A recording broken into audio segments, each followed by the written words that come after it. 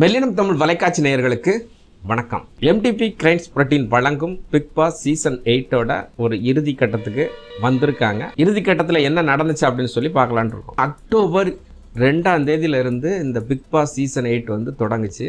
முதல்ல உள்ள முழக்கமே அப்படின்னு கேட்டீங்கன்னா, ஆளும் புதுசு ஆட்டமும் புதுசு அப்படிங்கிற ரீதியில தான் தன்னோட முழக்கத்தை முன் வச்சு அந்த இதை கொண்டு போயிட்டு இருந்தாங்க. ஆளும் புதுசு அப்படிங்கிறதுக்காக விஜய் சேதுபதி இறக்குனதுனால தான் ஆளும் புதுசு அப்படிங்க. ஆட்டம் புதுசு அப்படின்னு பார்த்தீங்கன்னா, உள்ள வந்து இவங்களாவே வீட்டை என்ன செஞ்சாங்க, 2ஆ பிரித்து வச்சு இந்த பக்கம் இந்த பக்கம்னு சொல்லிட்டு ஒரு கோஷ்டி பூசல் மாதிரி ஸ்டார்டிங்கில் வந்து ஆரம்பிச்சாங்க. ஒரு கட்டத்தில் பார்த்தா இவங்களா வந்து கோஷ்டி உருவாக்க போல நம்மளே கோஷ்டி உருவாக்கிட்டோமோ அப்படிங்கிற ரீதியில் என்ன ஆயிடுச்சுன்னா, ஒரு குறிப்பிட்ட நாள் கழிச்சு அவங்களே அதை என்ன செஞ்சுட்டாங்க, அந்த வீட்டை ஒன்னாக்கிட்டாங்க. அதுக்கப்புறம் தான் வந்து ஆட்டம் சூடு பிடிச்சது அப்படின்னு சொல்லலாம். வீட்டை 2ஆ பிரிக்கும் போது அந்த பக்கம் பார்த்தீங்கன்னா முத்துக்குமார் வந்து மற்றவங்களெல்லாம் என்ன செஞ்சாருன்னா மண்டைய கழுவுதுன்னு சொல்லலாம். இந்த பக்கம் பார்த்தீங்கன்னா ஜாக்குலின் வந்து மற்றவங்களெல்லாம் மண்டைய கழுவிட்டு இவங்க 2 பேர் தான் ஆடுறாங்க. இவங்க 2 பேருக்கு மற்றவங்கெல்லாம் துருப்பு சீட்டு அப்படிங்கிற மாதிரி தான் வந்து அந்த 50 நாள் வந்து போயிட்டு இருந்துச்சு.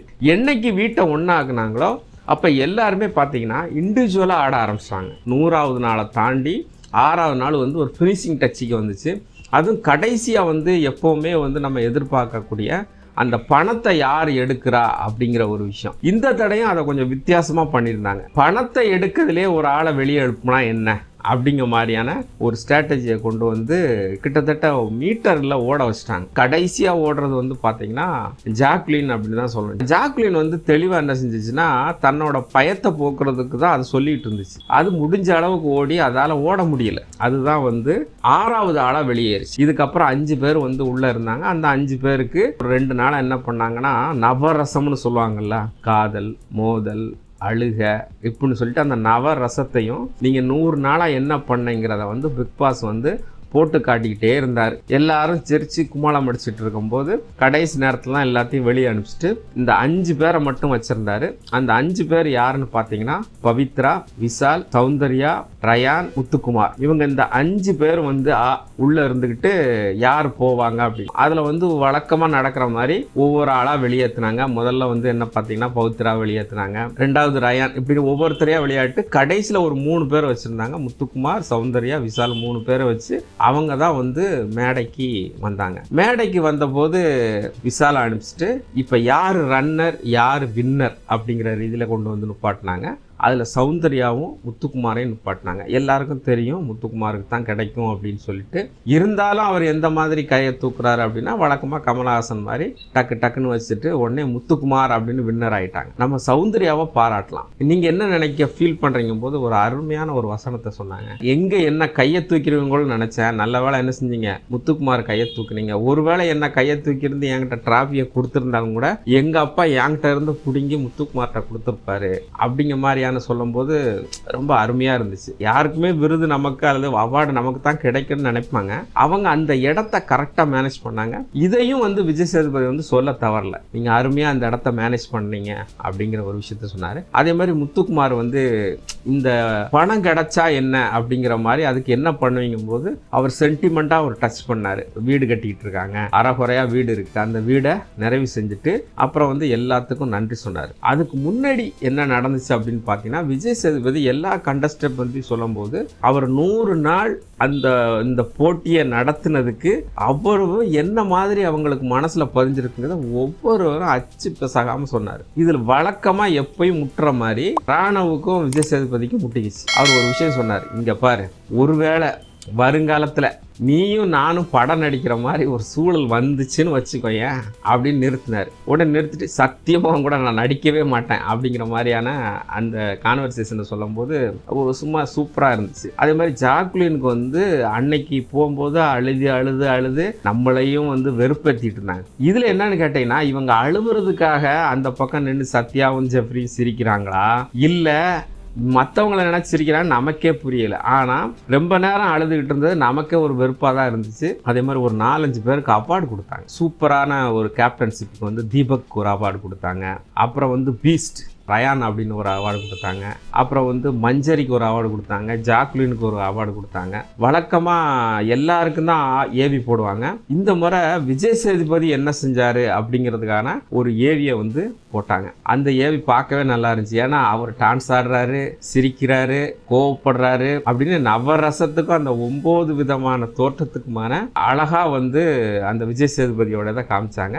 அதை வந்து அந்த விஜய் டிவியோட ஹெட்டு அவர் நவரச நாயகன் அப்படிங்கிற மாதிரி அந்த விஷயத்த சொன்னாங்க. நம்மளுடைய விஷயம் என்னன்னு கேட்டீங்கன்னா, இந்த இடத்துல நடந்ததுல பல விஷயங்கள் சிறப்பா இருந்துச்சு, பல விஷயங்கள் சிறப்பா இல்லை. அதுல காதல் இருந்துச்சு, மோதல் இருந்துச்சு, நடிப்பு இருந்துச்சு, முதுகுல குத்துறது இருந்துச்சு. இப்படி எல்லாமே இருந்தாலும் இவர் தான் நம்மளுடைய ஃபேவரைட், நம்மளை மாதிரியே இங்கே இருக்காரு, என்ன வந்து பிரதிபலிக்கிறாருன்னு சொல்லக்கூடிய அளவுக்கு இந்த பிக் பாஸ் சீசன் 8ல் யாருமே இல்லை. ஏன்னா எல்லாருமே பார்த்தீங்கன்னா 1க்கு 3 தடவை 4 தடவை பார்த்து கரைச்சி குடிச்சிட்டு வந்து உட்காந்துருக்காங்க. சரி, இந்த டிராபி, இந்த 100 நாளைக்கான இந்த டிராபி முத்துக்குமாருக்கு பொருந்துமா பொருந்தாதா அப்படிங்கிறதெல்லாம் மிகப்பெரிய கேள்விதான். ஏன்னா முத்துக்குமாரும் பார்த்தீங்கன்னா நம்மளுடைய இதுபடி ஒரு கிராமத்துல இருந்து வந்தான், ஒரு பேச்சாளர் அப்படிங்கிற ஒரு விதத்தில் வேணா நம்ம முத்துக்குமாருக்கு வந்து இந்த கிடைச்சதில் வந்து பாராட்டலாம். ஆனால் உண்மையாக அந்த விருதுக்கு அவர் தகுதியானவரா அப்படின்னா பெரிய கேள்விக்குறி தான். ஏன்னா அவர் எல்லாரையுமே சில நேரம் வந்து பார்த்தீங்கன்னா கரெக்டாக யார் யார் முன்னாடி வராங்களோ அவங்களுக்கு ஏதாச்சும் ஒரு விஷயத்த பண்ணி,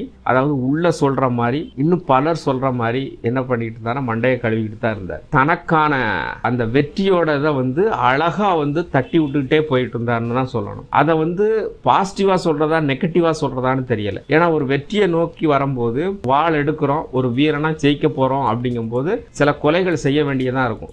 நம்ம அந்த மாதிரி எடுத்துக்கிட்டா முத்துக்குமாரனோட வெற்றி வந்து ஒரு நேர்மையான வெற்றி அப்படின்னு சொல்லணும். ஆனா யாரையுமே காயப்படுத்தல, யாரையுமே தன்னோட பகடக்காயா பயன்படுத்தாம தான் இண்டிவிஜுவலா நின்று ஜெயிச்சான் அப்படின்னா அது கிடையாது. ஏன்னா இதுக்கு முன்னாடி வந்து நம்ம ஒரு 2 எக்ஸாம்பிள் வந்து சொல்லலாம். ஆரியும் சரி அசீமும் சரி, இவங்க 2 பேருமே வந்து பார்த்தீங்கன்னா யாரையுமே பகடக்காயா படுத்தலை.